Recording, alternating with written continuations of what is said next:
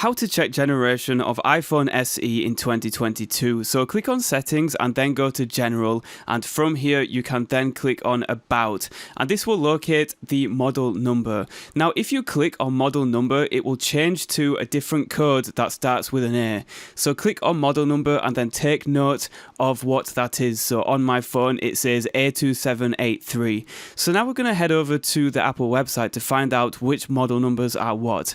So if we take a look at iPhone SE 3rd generation, the model numbers are A2595, A2782, A2784, A2785 and A2783. Now if we head over to iPhone SE 2nd generation, we can see that the model numbers are A2275, A2298 and A2296. And finally, for the iPhone SE 1st generation, the model numbers are on the back and they are A1723, A1662 and A1724. And that is how you find out what generation of iPhone SE you have.